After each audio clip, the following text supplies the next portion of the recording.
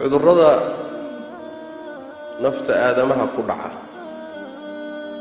iyo suluukiisa kuwa ugu khatarsan waxaa ka mid ah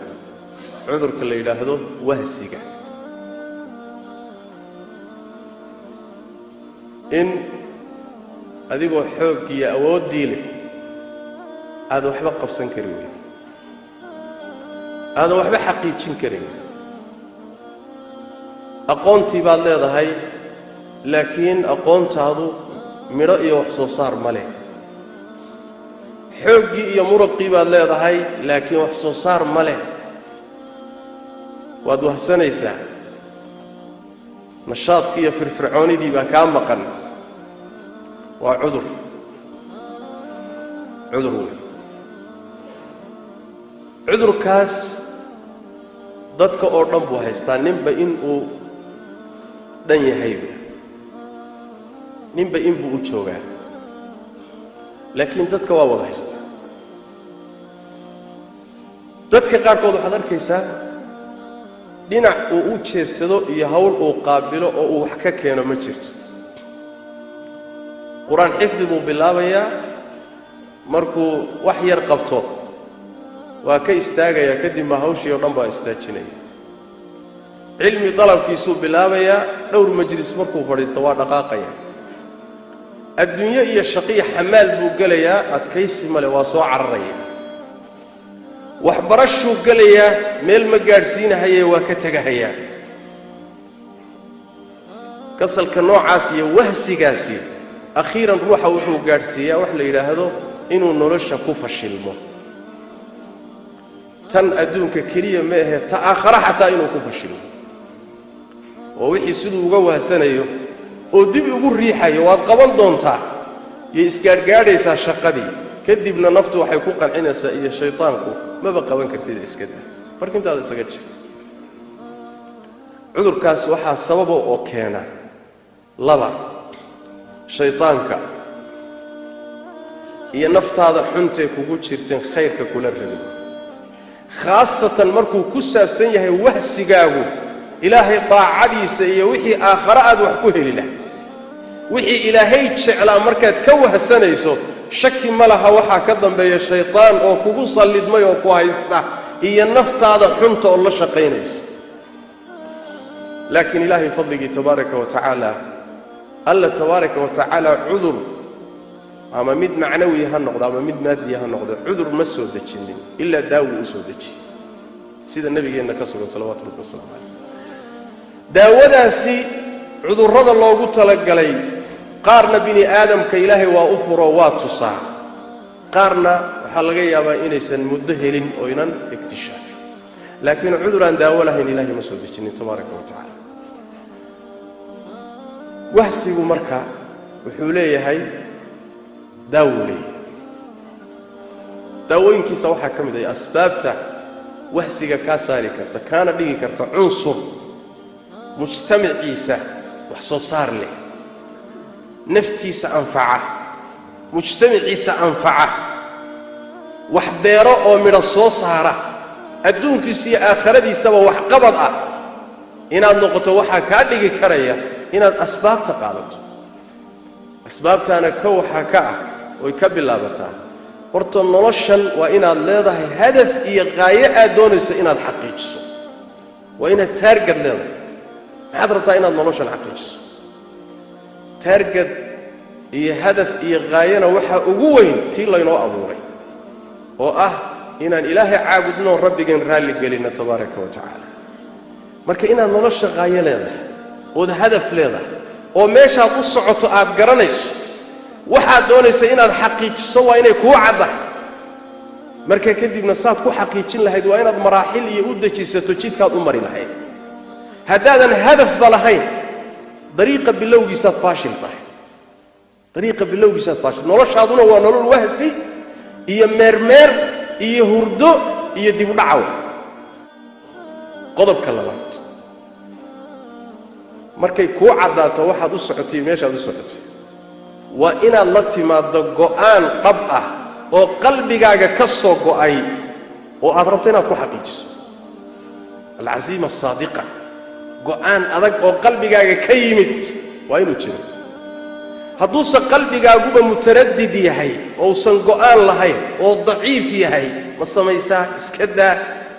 qanaaco kulliyana aadan ku haysanin ayadana waxay ka mid tahay waxyaalaha keena meeshaad u tillaabsataba inaad soo fashilanto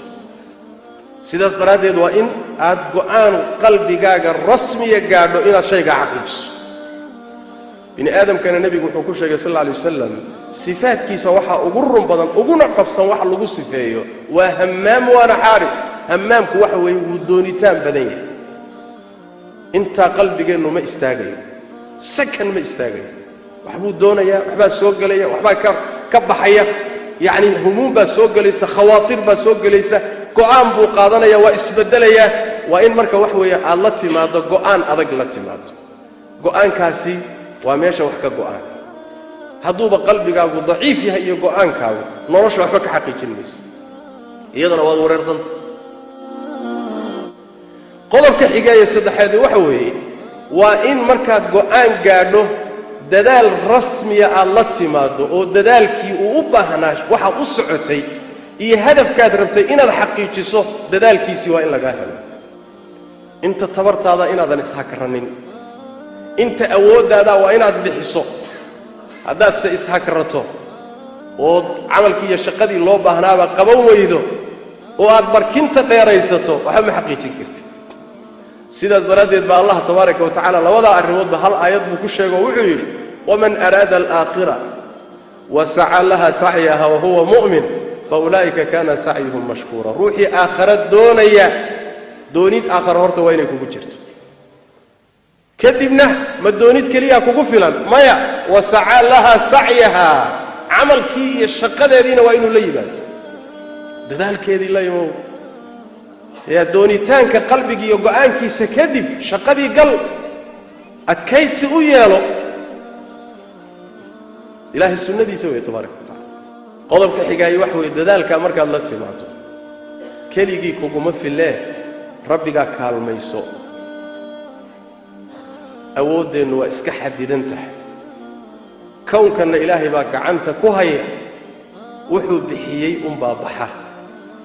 wuxuu diidayna waa diiday isagu hadduusan kuu kaalmayninna waxba ma xaqiijin karti kay dadka jannada wuxuu nebigu ku tilmaamay sal alla alay wasalam kelimada ah laa xawla walaa quwata ila billah awoodi ma jirto xeeladina ma jirto ilaa ta alla mooye tabaaraka wa tacaala adiga awooddaadiiyo xeeladaaduna waxba ku tari mayso in ilaahay kuu kaalmeeyo mooye juhdigaaga iyo dadaalkaaga haddaadan kaalmo rabbi kaashanin oo rabbi kuu kaalmaynin midho ma dhalayo saas daraaddeed baa rabbi qur-aanka wuxuu inugu baray hal aayad ah baa waxaa laynugu baray ujeeddadaan u nool lahay iyo ujeeddadaa jidkaan u mari lahay iyo wasiiladaan ku xaqiijin lahay ujeeddadaan u nool lahay maxay tahay iyaaka nacbudu waay allow keligaa baan ku caabudaynaa waa ujeeddadii laynoo abuuray wasiilada iyo jidkaan u maraynana muxuu yahan ku xaqiijinayna wa iyaaka nastaciin adaan kaalmo ku weydiisanaynaa ya maba xaqiijin karna haddaadan noo kaalmayn asbaabtaa waxaa ka mid ah in haddii intaad dadaasho aad ku fashilanto waxaad rabtay waad gaadhi weyd derbi baa kaa hor yimid ha isdhiibin ha niyo jabin gadaal ha u guranin isku day haddana jidka ka wareeg dhanka kale ka soo gal ha barin naftaada wax la yidhahdo dacfiga ha barin naftaada wax la yidhahdo isdhiibidda ha barin naftaada inay gadaal u gurato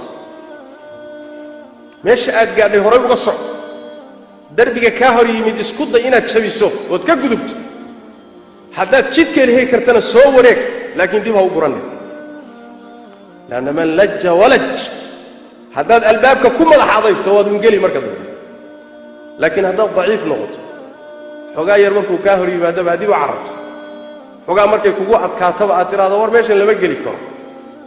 adeer wax weeyaan dadkii adduunkan iyo aakhiratoona wax ka xaqiijin lahaa mati waxaa ka mid ah asbaabta in aad la saaxiibtood la noolaatood mujtamaca ka doorato dadka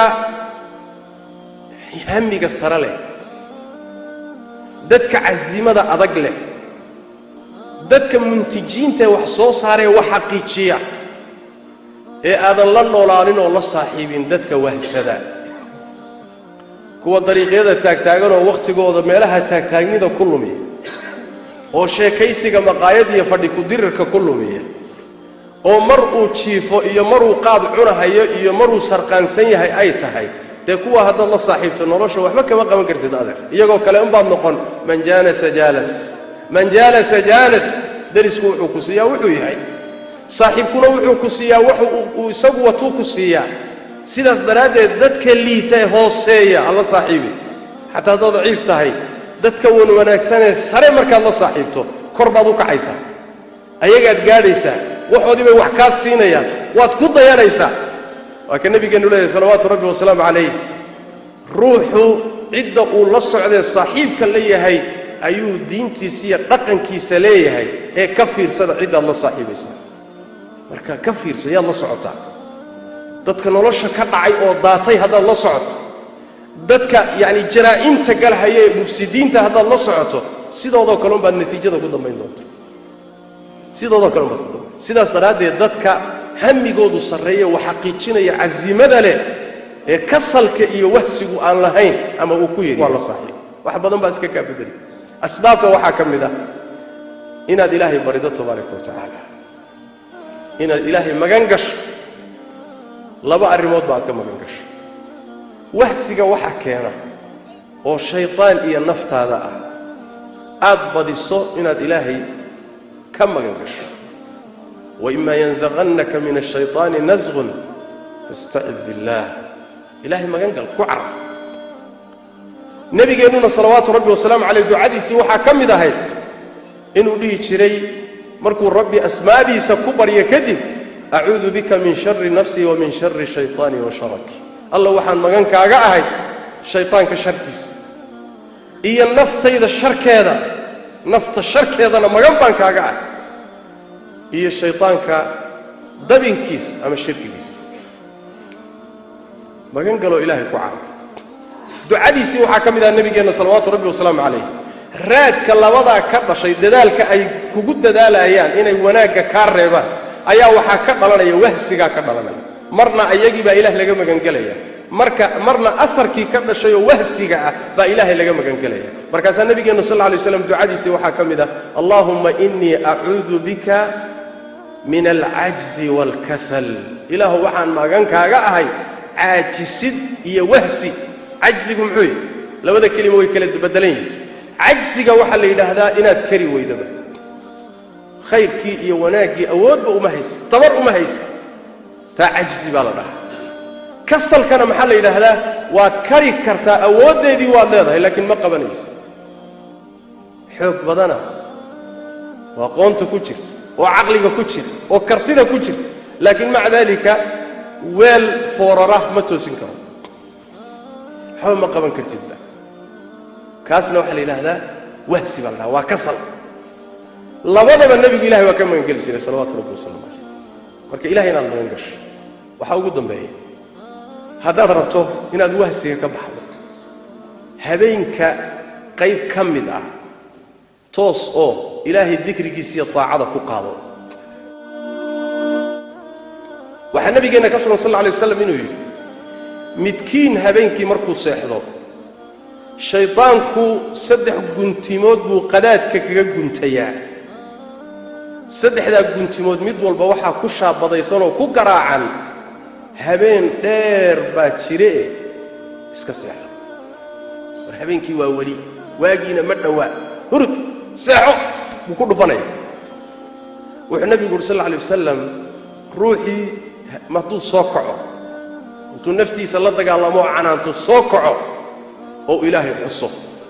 ilaan marka hurdada laga soo kacaba adkaar baa jirta ilaahay lagu xuso markuu saa u soo kacayba ilaahay buu xusay saddexdii guntimood mid ka mid ah furmaysa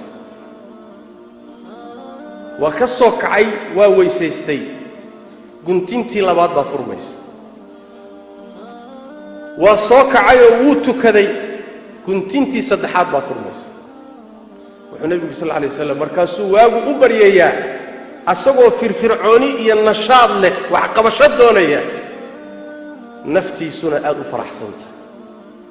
farax iyo firfircooni isagoo ku jirto buu waagu u bariyayaa markaasuu leeyahay war saaka talo waxaad ku dhaqaajisama waxbaa kaa hor imaan karay yani hamliga ku jira iyo xoogga ku jira waa faraxsan yahay nebigu wuxuu yidhi sal alla alay wasalam hadduu sidaa yeeli waayo oo waagu u baryo siduu u hurday sida baktigii sariirta u saarnaa nebigu wuxuu yidhi sal alla alay wasalam markaa waagu wuxuu u baryayaa isaga oo naftiisuna liito oo murugsan oo hammi iyo murugi saaran tahay ta kalena wahsanaya oon isqaadi karin sidaas daraaddeed daarto inaad wahsiga ka baxdo ood wax qabatood wax xaqiijiso habeenka qayb ka mida ilaahay dikrigiisa iyo taacada ku qaado daawooyinka ugu fiican